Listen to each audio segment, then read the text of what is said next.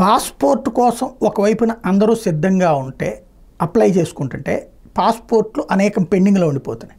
ఎందుకు అంటే పోలీస్ వెరిఫికేషన్లో ఎదురవుతున్నటువంటి అంశాలు కుటుంబ వివాదాలు ఉన్నప్పుడు అది కూడా మెన్షన్ చేయాలి. అది మెన్షన్ చేయకపోవడం వల్ల పాస్పోర్ట్లు ఆగిపోతున్నాయి అన్నటువంటి పాస్పోర్ట్ అధికారులు చెప్తున్న లెక్క. విడాకుల కేసు కోర్టులో పెండింగ్లో ఉన్నప్పుడు చేసే మైనర్ పాస్పోర్ట్ దరఖాస్తుకి తల్లిదండ్రులు ఇద్దరు అంగీకారం తప్పనిసరి. పరస్పర అంగీకారం లేకుండా విడిపోయినప్పుడు కోర్టు అనుమతి తర్వాతే దరఖాస్తు చేసుకోవాలి.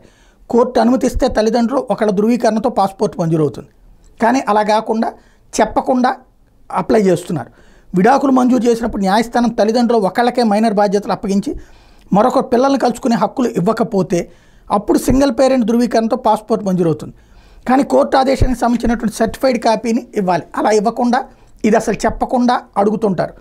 అలాగే పెళ్ళై బిడ్డ పుట్టగానే తల్లి లేదా తండ్రి వదిలేసి వెళ్ళిపోయినప్పుడు కొన్నేళ్లుగా వాళ్ళతో సంబంధాలు లేని సందర్భాల్లో బాధ్యత తీసుకున్న తల్లి లేదా తండ్రి విడాకులతో సంబంధం లేకుండా అనెక్టర్ సిలో ఆ విషయాన్ని ధృవీకరిస్తే సరిపోతుంది. అత్యాచారం, పెళ్లికి ముందే గర్భం దాల్చడం, తండ్రి ఎవరో తెలియని సందర్భాల్లో తల్లి సంరక్షకురాలుగా దరఖాస్తు చేయొచ్చు.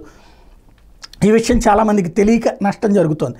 అలాగే తల్లిదండ్రులు విడాకులు తీసుకుని వేర్వేరు పెళ్లిళ్ళు చేసుకోవడం, తల్లిదండ్రులు ఒకరు మరణించిన సందర్భాల్లో మారు తల్లి లేదా మారు తండ్రి పేర్లను పాస్పోర్ట్లో చేర్చేందుకు వెసులుబాటు ఉంది. ఇలాంటి వాటిట్లో తల్లి లేదా తండ్రి పేరు అవసరం లేదని వాళ్ళ పేర్లకు బదులుగా మారు తల్లి లేదా మారు తండ్రి పేరు చేర్చాలని పిల్లల బాధ్యత తీసుకున్న వాళ్ళు తెల్ల కాగితం మీద రాసి ధృవీకరణ ఇవ్వాల్సి ఉంటుంది. ఇలాంటిది తెలియక ఆగిపోతున్నాయి మరికొన్ని. తల్లిదండ్రులు ఇద్దరు విదేశాల్లో ఉంటే పిల్లలను చూసుకునే నాయనమ్మ లేదా తాత లేకపోతే సంరక్షకులు నియమించాలి.